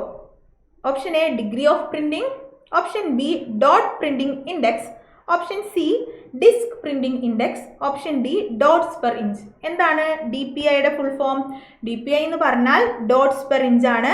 അതായത് ഓപ്ഷൻ ഡി വരും കറക്റ്റ് ആയിട്ടുള്ള ആൻസർ. DPI എന്ന് പറഞ്ഞാൽ ഡോട്ട്സ് പെർ ഇഞ്ച് ആണ്. അടുത്ത ക്വസ്റ്റ്യൻ, ഇതും സ്ഥിരമായിട്ട് കാണാറുണ്ട്. What is the value of 1 horsepower in metric system? 1 horsepower in metric സിസ്റ്റത്തിൽ വാല്യൂ എന്താണെന്നാണ്. Option A 650 what, option B 746 what, option C 735.5 what, option D 735 what. നമ്മൾ ക്വസ്റ്റ്യൻ നോക്കുക, ഏത് സിസ്റ്റം ആണെന്ന് പ്രത്യേകം നോക്കണം. മെട്രിക് സിസ്റ്റത്തിൽ ഒരു ഹോഴ്സ് പവറിൻ്റെ വാല്യൂ എന്ന് പറയുന്നത് 735.5 വാട്ട് ആണ്. ഇനി വേറെ രണ്ട് വാല്യൂസും കൂടെ നമുക്ക് പഠിക്കാനില്ലേ? മെക്കാനിക്കൽ ഹോഴ്സ് പവർ ആണെങ്കിലോ?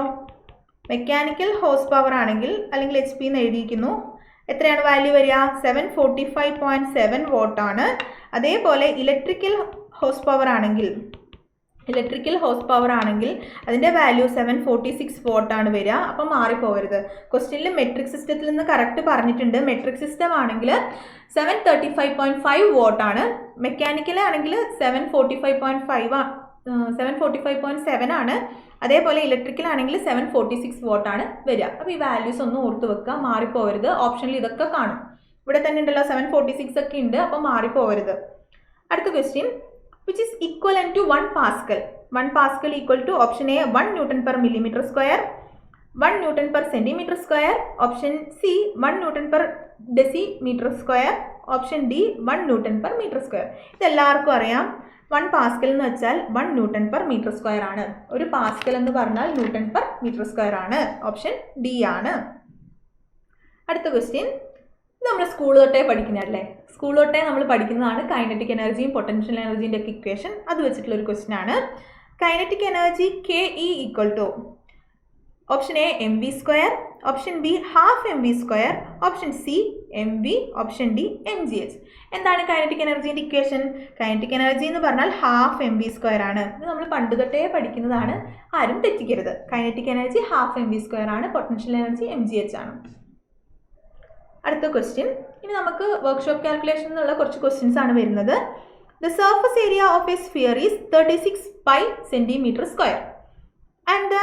And then the volume of sphere is option A 12 pi cm³, option B 18 pi cm³, option C 72 pi cm³, option D 36 pi cm³.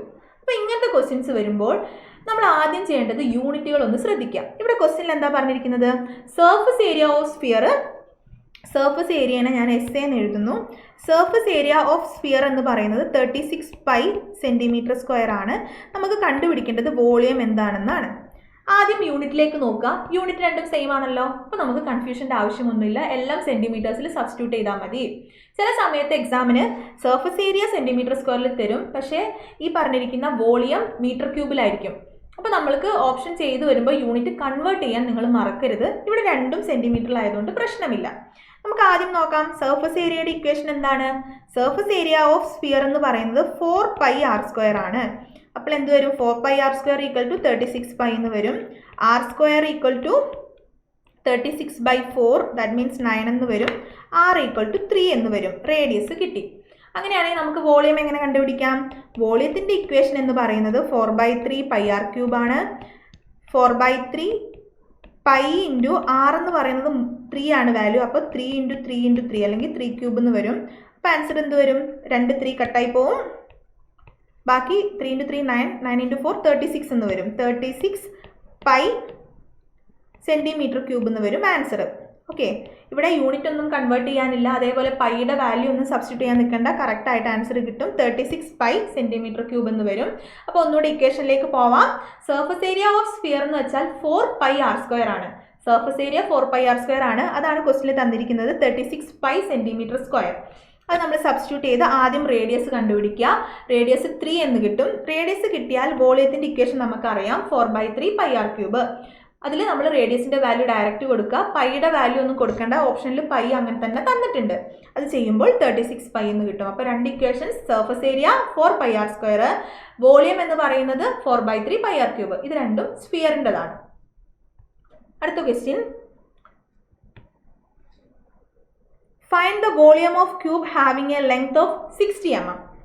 Option A 216 cm³, option B 260 cm³, option C 261 cm³, option D 206 cm³. ഇവിടെ എന്താണ് question? Volume of cube കണ്ടുപിടിക്കണം. Volume of cube എന്താണെന്ന് കണ്ടുപിടിക്കണം. നമുക്ക് length of cube തന്നിട്ടുണ്ട്, അല്ലെങ്കിൽ ഒരു side അല്ലെങ്കിൽ ലെങ്ത് തന്നിട്ടുണ്ട്, 60 mm എന്ന് തന്നിട്ടുണ്ട്. അപ്പോൾ നിങ്ങൾ എന്ത് ചെയ്യുക? നേരത്തെ പറഞ്ഞ പോലെ യൂണിറ്റിലേക്കൊന്ന് നോക്കുക. ഇവിടെ എന്താണ് വോളിയം ഒക്കെ തന്നിരിക്കുന്നത്? വോളിയം തന്നിരിക്കുന്നത് cm³-ലാണ്, പക്ഷേ ഒരു ലെങ്ത് തന്നിരിക്കുന്നത് mm-ലാണ്. അപ്പോൾ നമ്മൾ ആദ്യം എന്ത് ചെയ്യണം? mm-നെ സെൻറ്റിമീറ്ററിലേക്ക് കൺവേർട്ട് ചെയ്യുക, അല്ലെങ്കിൽ ലാസ്റ്റ് ആൻസറിനെ കൺവേർട്ട് ചെയ്യുക. ഏതാണോ ഈസി അത് ചെയ്യുക. ഇവിടെ നമുക്ക് ലെങ്ത് 60 mm എന്ന് തന്നിട്ടുണ്ട്. 60 mm എന്ന് പറഞ്ഞാൽ നമുക്ക് എല്ലാവർക്കും അറിയാം 6 cm ആണ്. ഒരു സൈഡ് അല്ലെങ്കിൽ ലെങ്ത് എന്ന് പറയുന്നത്, ഇവിടെ ക്യൂബ് എന്ന് തന്നിട്ടുണ്ട്, അപ്പോൾ എല്ലാ സൈഡും ഈക്വൽ ആയിരിക്കും. ലെങ്ത് എന്ന് പറയുന്നത് എ എന്ന് പറയുന്ന ലെറ്റർ വെച്ച് ഞാൻ കാണിച്ചു. ലെങ്ത് 60 mm എന്ന് പറഞ്ഞാൽ 6 cm ആയിരിക്കും. നമുക്ക് എന്താ കണ്ടുപിടിക്കേണ്ടത്? വോളിയം ഓഫ് ക്യൂബ് അല്ലേ?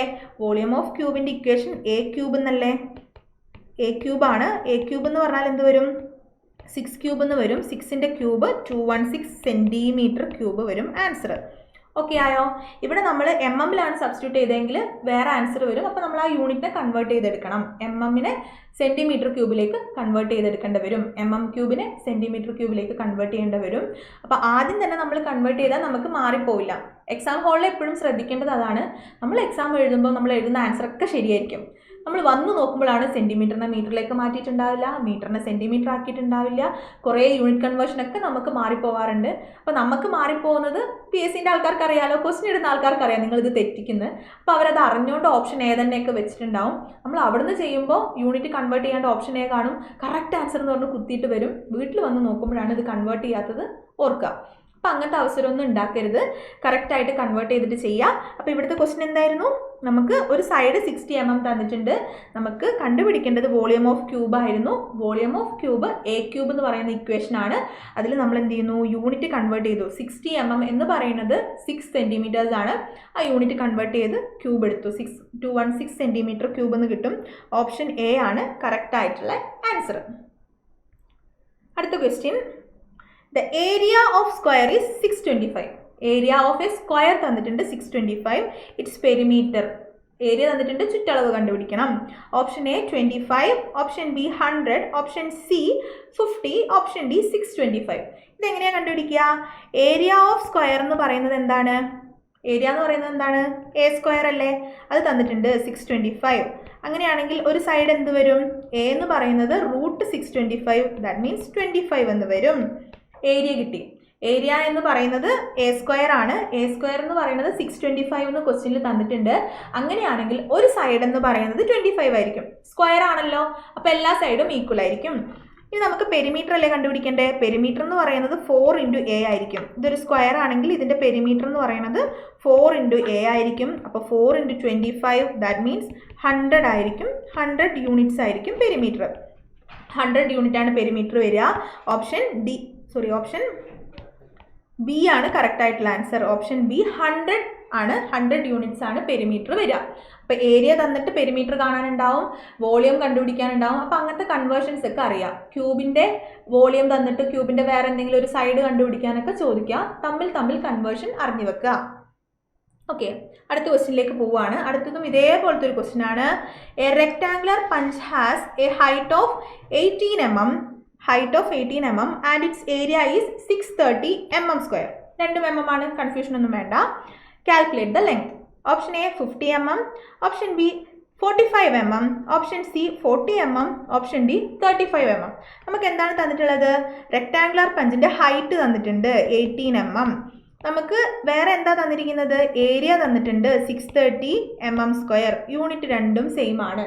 സാധാരണ ഏരിയ കിട്ടുക എങ്ങനെയാണ്? ലെങ്ത്തും ഹൈറ്റും മൾട്ടിപ്ലൈ ചെയ്യുമ്പോൾ നമുക്ക് ഏരിയ കിട്ടും. 2 വശങ്ങൾ മൾട്ടിപ്ലൈ ചെയ്യുമ്പോൾ ഏരിയ കിട്ടും. അങ്ങനെയാണെങ്കിൽ ലെങ്ത് ഇൻറ്റു ഹൈറ്റ് എന്ന് പറയുന്നത് 630 ആണ്. നമുക്ക് ക്വസ്റ്റ്യനിൽ ഹൈറ്റ് തന്നിട്ടുണ്ട്. അപ്പോൾ ലെങ്ത് ഈക്വൽ ടു 630 ഹൈറ്റ് എന്ന് പറയാം, അല്ലെങ്കിൽ 630 ഹൈറ്റ് 18 mm ആണ്. രണ്ടും ഒരേ യൂണിറ്റ് ആയതുകൊണ്ട് കൺവേർഷൻ ഒന്നും ചെയ്യാനില്ല. 613/80 എന്ന് പറഞ്ഞാൽ 35 mm ആൻസർ വരും. ഓക്കെ, ഏരിയ എന്ന് വെച്ചാൽ 2 വശങ്ങൾ മൾട്ടിപ്ലൈ ചെയ്യുമ്പോഴാണ് നമുക്ക് ഏരിയ കിട്ടുക, റെക്ടാങ്കുലർ പഞ്ചിൻ്റെ ഏരിയ കിട്ടുക. അങ്ങനെ ഏരിയ തന്നിട്ടുണ്ടെങ്കിൽ നമുക്ക് ഒരു വശം കണ്ടുപിടിക്കാൻ ഏരിയ ഡിവൈഡഡ് ബൈ തന്ന വശം ചെയ്താൽ മതി. അപ്പോൾ എന്ത് വരും? 630/18 എന്ന് വരും. That means 35 mm. Option D ആണ് കറക്റ്റ് ആൻസർ വരിക. പിന്നെയും ഞാൻ പറയുന്നു, നിങ്ങൾ യൂണിറ്റ് ശ്രദ്ധിച്ചിട്ട് വേണം ആൻസറിലേക്ക് എത്താൻ. അടുത്ത question, the ratio between ultimate stress and the working stress is termed as. Ratio between ultimate stress and working stress is termed as. Option A shear stress, option B tensile stress, option C factor of safety, option D compressive strength. എന്താണ് ultimate സ്ട്രെസ്സിൻ്റെയും working സ്ട്രെസ്സിൻ്റെയും ratio? Factor of safety അല്ലേ? Option C factor of സേഫ്റ്റിൻ്റെ definition ആണ് ratio between ultimate stress and working stress. Option C വരും correct ആയിട്ടുള്ള answer. അടുത്ത question, ഇതും ഒരു പ്രോബ്ലം ആണ്. A car moving with a velocity 50 km/h is brought to rest in 45 seconds. The retardation is option A 0.59 m/s², option B 0.48 m/s², option C 0.30 m/s², and option D 0.28 m/s². Question എന്താ തന്നിരിക്കുന്നത്? ഒരു car move ചെയ്യുന്നു, അതിൻ്റെ initial velocity U ആയിട്ട് കാണിച്ചു. Initial velocity 50 km/h ആണ്. അതേപോലെ അത് കുറച്ച് കഴിഞ്ഞപ്പോൾ റെസ്റ്റിലേക്ക് വന്നു എന്ന് പറയുമ്പോൾ ഫൈനൽ വെലോസിറ്റി, ഒരു കാറ് മൂവ് ചെയ്തുകൊണ്ടിരിക്കുന്നു, അതാണ് അതിൻ്റെ ഇനീഷ്യൽ വെലോസിറ്റി 50 km/h. ഇനി ഫൈനൽ വെലോസിറ്റി എന്ന് പറയുന്നത് അത് റെസ്റ്റിലേക്ക് വന്നു എന്ന് പറഞ്ഞത് കൊണ്ട് തന്നെ 0 ആയി.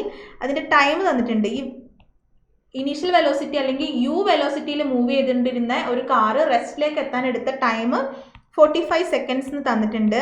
നമുക്ക് കണ്ടുപിടിക്കേണ്ടത് റിട്ടാർഡേഷൻ ആർ എന്താണെന്നാണ് കണ്ടുപിടിക്കേണ്ടത്. അപ്പോൾ നമ്മൾ ആദ്യം നോക്കുക, യൂണിറ്റിലേക്കൊന്ന് കണ്ടുപിടിക്കാം. യൂണിറ്റ് ഇവിടെ മീറ്റർ പെർ സെക്കൻഡ് സ്ക്വയറിലാണ് ആൻസർ ഒക്കെ തന്നിട്ടുള്ളത്. പക്ഷെ ഇവിടെ കിലോമീറ്റർ പെർ അവറിലാണല്ലോ യു ഉള്ളത്. അപ്പോൾ നമ്മൾ അതിനെ മാറ്റണ്ടേ? 50 കിലോമീറ്റർ പെർ അവർ എന്ന് പറഞ്ഞാൽ 50 × 5/18 മീറ്റർ പെർ സെക്കൻഡ് ആയിരിക്കും. അങ്ങനെ നമ്മൾ കൺവേർട്ട് ചെയ്യുക. അത് കൺവേർട്ട് ചെയ്യുമ്പോൾ 13.88 ആയിരിക്കും ആൻസർ കിട്ടുക. ഇനി നമുക്ക് എന്താണ് അറിയുന്ന ഇക്വേഷൻ? വെലോസിറ്റി റിലേറ്റ് ചെയ്തിട്ടുള്ള equations of motion v = u + at. Okay, v = u + at. ഇവിടെ നമ്മൾ റിട്ടാർഡേഷൻ ആയതുകൊണ്ട് u + rt എന്ന് ഞാൻ കൊടുക്കുന്നു. റിട്ടാർഡേഷൻ ആയതുകൊണ്ട് u + rt എന്ന് കൊടുക്കുന്നു. അപ്പോൾ ഈ ഇക്വേഷൻ രണ്ടും സെയിം തന്നെയാണ് കേട്ടോ. റിട്ടാർഡേഷൻ ആയതുകൊണ്ട് r എന്ന് കൊടുക്കുന്നേ ഉള്ളൂ. നമുക്ക് ക്വസ്റ്റ്യനിൽ v അറിയാം. v എത്രയാണ്? 0 ആണ്. u എന്ന് പറയുന്നത് 13.88 എന്ന് കിട്ടും. പ്ലസ് a നമുക്ക് കണ്ടുപിടിക്കണം. ടൈം 45 സെക്കൻഡ്സ് ആണ്. അപ്പോൾ നമ്മൾ സമചിഹ്നത്തിൻ്റെ ഇപ്പുറത്തേക്ക് കൊണ്ടുവരുമ്പോൾ -13.88 = 45a എന്ന് വരും. ദാറ്റ് മീൻസ് a എന്ന് പറയുന്നത് -0.30 മീറ്റർ പെർ സെക്കൻഡ് സ്ക്വയർ എന്ന് വരും. ഈ മൈനസ് റിട്ടാർഡേഷനെ കാണിക്കുന്നു. അപ്പോൾ റിട്ടാർഡേഷൻ എന്ന് പറയുന്നത് 0.30 മീറ്റർ പെർ സെക്കൻഡ് സ്ക്വയർ എന്ന് വരും. ഓക്കെ, റിട്ടാർഡേഷൻ മൈനസ് അല്ലെങ്കിൽ റിട്ടാർഡേഷൻ എന്ന് പറയുമ്പോൾ പിന്നെ മൈനസ് പറയണ്ട. റിട്ടാർഡേഷൻ എന്ന് പറയുന്നത് നെഗറ്റീവ് ആക്സിലറേഷൻ ആണ്. അപ്പോൾ 0.30 metre per second square option C വരും. അപ്പോൾ എങ്ങനെയാണ് നമ്മൾ ചെയ്യുന്നത്? ഒരു വണ്ടി ഉണ്ട്, അതിൻ്റെ ഇനീഷ്യൽ വെലോസിറ്റി 50 km/h ആണ്. അത് റെസ്റ്റിലേക്ക് എത്തി. അപ്പോൾ v = 0 ആയിരിക്കും. അതിനെടുത്ത സമയം എന്ന് പറയുന്നത്, അതായത് v = 50 നിന്ന് u = 50 നിന്ന് v = 0 ആവാൻ വേണ്ടിയിട്ട് എടുത്ത സമയം എന്ന് പറയുന്നത് 45 സെക്കൻഡ്സ് ആണ്. അങ്ങനെയാണെങ്കിൽ റിട്ടാർഡേഷൻ കണ്ടുപിടിക്കാൻ v = u + at എന്ന് പറയുന്ന നമ്മളെ ഫേമസ് ഇക്വേഷൻ ഉപയോഗിക്കുക. അപ്പോൾ നമുക്ക് ആൻസർ കിട്ടും. റിട്ടാർഡേഷൻ നെഗറ്റീവ് ആയിരിക്കും. ഓപ്ഷൻ സി വരും കറക്റ്റ് ആയിട്ടുള്ള ആൻസർ. അടുത്ത question, the rate of change of displacement of a body is called. Rate of change of displacement of a body is called. Option A velocity, option B acceleration, option C momentum, option D force. ഏതാണ്? Rate of change of displacement എന്ന് പറയുന്നത് velocity ആണ്. Option A ആണ്. Velocity option A ആണ്. Rate of change of displacement എന്ന് പറയുന്നത് velocity ആണ്. ഇതും ഇപ്പം നടന്ന എനിക്ക് തോന്നുന്ന വർക്ക് സൂപ്രണ്ടിൻ്റെ എക്സാമിന് കണ്ടിട്ടുണ്ട്. അടുത്ത question, the ratio between MA. MA എന്ന് വെച്ചാൽ എന്താ? മെക്കാനിക്കൽ അഡ്വാൻറ്റേജ് ആണ്. മെക്കാനിക്കൽ അഡ്വാൻറ്റേജ് ആണ് MA. ഇനി VR എന്ന് കാണിക്കുന്നത് വെലോസിറ്റി റേഷ്യോ ആണ്. അപ്പോൾ ratio between MA and VR അല്ലെങ്കിൽ ratio between mechanical advantage and velocity ratio is called flexibility, efficiency, diode, lever. Ratio between mechanical അഡ്വാൻറ്റേജും വെലോസിറ്റി റേഷ്യോ എന്ന് പറയുന്നത് എഫിഷ്യൻസിനെയാണ് കാണിക്കുന്നത്. ഓപ്ഷൻ ബി ആയിരിക്കും. എഫിഷ്യൻസി ആണ് കറക്റ്റ് ആയിട്ടുള്ള ആൻസർ. ഇനി last question from the section, which type of friction is known as limiting friction? Option A sliding friction, option B solid friction, option C static friction, option D rolling friction. Limiting friction ഏതാണ്? Which type of friction is known as limiting friction? ഈ തന്നിരിക്കുന്ന ഓപ്ഷനിൽ limiting friction എന്ന് പറയുന്നത് static friction ആണ്. Option C ആണ് correct ആയിട്ടുള്ള answer. Option C static friction ആണ് കറക്റ്റ് ആയിട്ടുള്ള ആൻസർ. അപ്പോൾ ഇത്രയും ക്വസ്റ്റ്യൻസ് ആണ് നമ്മൾ പ്രീവിയസ് ഇയർ ക്വസ്റ്റ്യൻ പേപ്പറിൽ നിന്നുള്ളത്. 100 ക്വസ്റ്റ്യൻ ആയിട്ടുണ്ട്. പാർട്ട് എ മാഗ്നാമിസിൻ്റെ വീഡിയോ ആണ്. പാർട്ട് ബിയിൽ 51 മുതൽ 100 വരെയുള്ള ക്വസ്റ്റ്യൻസ് നമ്മൾ ഡിസ്കസ് ചെയ്തു. അപ്പോൾ ഓവർസിയർ ലെവൽ എക്സാമിന് അല്ലെങ്കിൽ LSTD ഓവർസിയർ ആവാം, അല്ലെങ്കിൽ PWD ഇറിഗേഷൻ ഓവർസിയർ ലെവൽ എക്സാമിന് നിങ്ങൾ പ്രിപ്പയർ ചെയ്യുന്നുണ്ടെങ്കിൽ എന്ത് ചെയ്താലും ക്വസ്റ്റ്യൻ പേപ്പർ ചെയ്യാൻ മറക്കരുത്. ക്വസ്റ്റ്യൻ പേപ്പർ മസ്റ്റായിട്ടും ചെയ്യണം. അപ്പോൾ നമുക്കിപ്പോൾ വിളിച്ചിട്ടുള്ള notification PWD irrigation second grade overseer ആണ്. അപ്പോൾ പ്രീവിയസ് ഇയർ ക്വസ്റ്റ്യൻ പേപ്പറൊക്കെ എല്ലാവരും വർക്കൗട്ട് ചെയ്ത് നോക്കുക. പ്രീവിയസ് ഇയറിന് ഒരുപാട് ക്വസ്റ്റ്യൻ നമുക്ക് കിട്ടാറുണ്ട്. ഒരു 80% പ്രീവിയസ് ഇയർ തന്നെയാണ് ഇപ്പോഴത്തെ ഒരു ക്വസ്റ്റ്യൻ പേപ്പറിൽ ഉണ്ടാവാറ്. അത് കൂടാതെ ഇപ്പോൾ അസേഷൻ റീസൺ ക്വസ്റ്റ്യൻസ് ഉണ്ടാവാറുണ്ട്, സ്റ്റേറ്റ്മെൻറ്റ് ക്വസ്റ്റ്യൻസ് ഉണ്ടാവാറുണ്ട്. അപ്പോൾ അങ്ങനത്തെ ക്വസ്റ്റ്യൻസ് പുതുതായിട്ട് വന്നുകൊണ്ടിരിക്കുന്ന ക്വസ്റ്റ്യൻ മോഡലുകൾ കൂടെ നിങ്ങൾ പരിചയപ്പെടുക. ഇനി ഓവർസിയർ ലെവൽ എക്സാമിനാണ് നിങ്ങൾ പ്രിപ്പയർ ചെയ്യുന്നതെങ്കിൽ നമ്മുടെ ഓഫ്ലൈൻ ബാച്ച് ഈ വരുന്ന ഏപ്രിൽ 4 സ്റ്റാർട്ട് ചെയ്യുന്നുണ്ട്.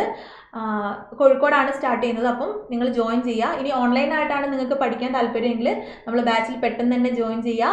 ക്വസ്റ്റ്യൻ പേപ്പർ വർക്കൗട്ട് ചെയ്തിട്ടും എക്സാം ഒക്കെ എഴുതി നമുക്ക് ഒരുമിച്ച് എക്സാം ക്രാക്ക് ചെയ്യാം. അപ്പോൾ അടുത്തൊരു സെഷനിൽ കാണാം. Thank you all.